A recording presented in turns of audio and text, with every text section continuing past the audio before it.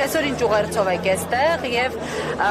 ինչ է կարծում հայ առաքելական եկեղեցին իրապես թիրախավորվում է թե իսկապես Փաշինյանը վեհ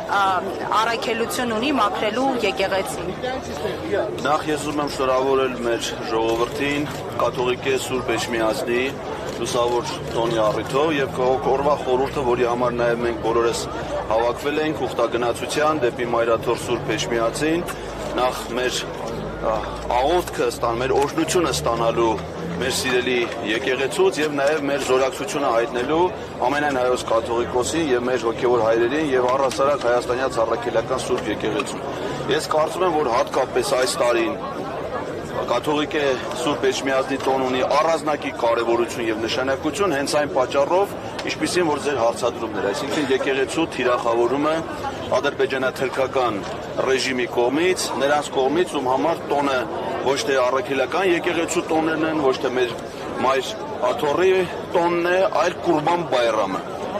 Եվ այդ Կուրբան Բայրամ տոնողների կողմից մեր եկեղեցին թիրախավորելը մեր ժողովրդի դեմ պայքարը հենց ցույց է տալիս մեր ժողովրդի պատասխան ռեակցիան, որ մենք պատրաստ չենք ընկրկելու եւ միշտ կանգնելու ենք մեր հայրենիքում, մեր հողի վրա եւ պաշտպանելու ենք մեր բոլոր թանկ ու նվիրական արժեքները, այդ թվում եւ հայաստանյաց առաքելական Սուրբ եկեղեցին եւ նվիրական Մայր Աթոռը։ Փաշինյանը նաեւ նշել է, որ ով կանգնի իր դիմաց բոլորին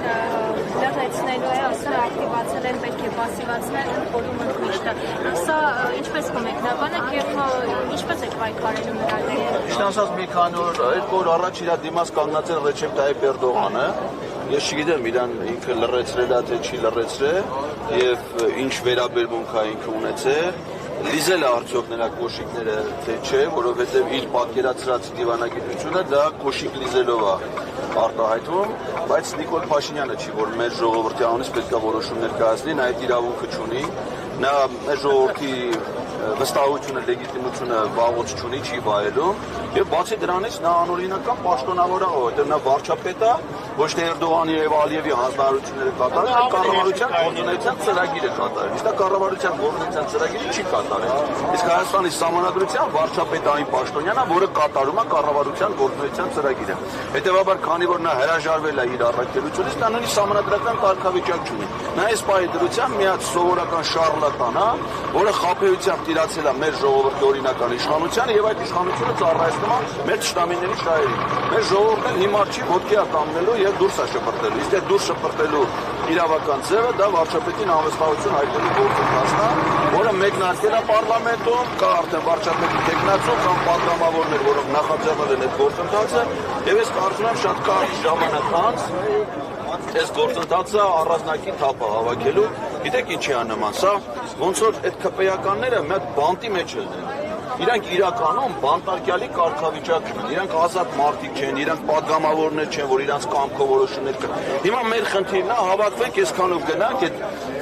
բանը ասում էլի համեմատության մեջ եմ ասում, այդ բանտի դռները բացենք, այդ բանտի դռները որ բացեցինք, բոլորն է փախնելու են։ Հիմա կարող ասենք ընդ մեր նարկոմանն էլի, 24 գրամ դեռնականաչավով զանգված է ծխած, որը ես պատի տակ վերընկած ասի, չէ, ես դուրս չեմ գալի, ես մնում եմ նստել, ինձ դե լավ է, կարա դες մեկնելի։ Բայց հիմնականում բոլոր բանտարկյալները փախնելու են այդ բանտից եւ գալու են միանալ ժողովրդին, այն մարդկանց, ում շնորհիվ իրանք այսօր այնտեղ պատգամավորի կարգավիճակ ունեն։ Մենք ոչ մի հատուկ պահանջ իրանցից չունենք, քան իրանց պարտականությունների կատարումը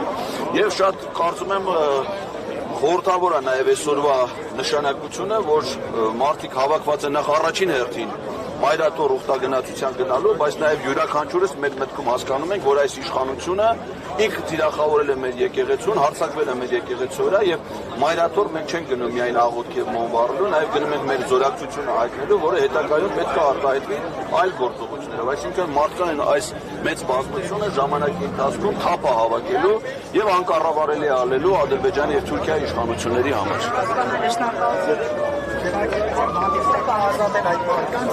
Հիմա հարցս հետևյալն է լինելու, այդ բանտի դռները բացելու քայլեր երբեք անելու, այսինքն դուք հանդիպում եք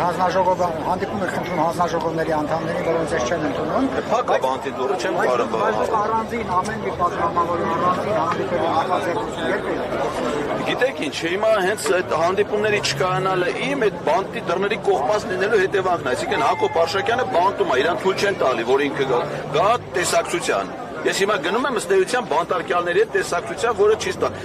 Ճիշտ ասած,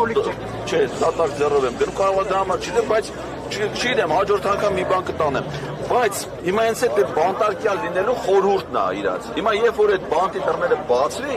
նրանք բոլորը ազատություն են ստանալ։ Իսկ այդ բանտի դռները բացվել է, մեր ժողովուրդը կարծում դրա կարողությունը։ Բացելու համար դուք չկարեք անում, առանձին Չէ, ես կարծում եմ, որ մենակով ինչ դժվար ալնել այդ դուռը բացել։ Պետք է Հրանտ Մաթեոսյանի ասած 20 հոգով։ Պարոն Համբարձումյան,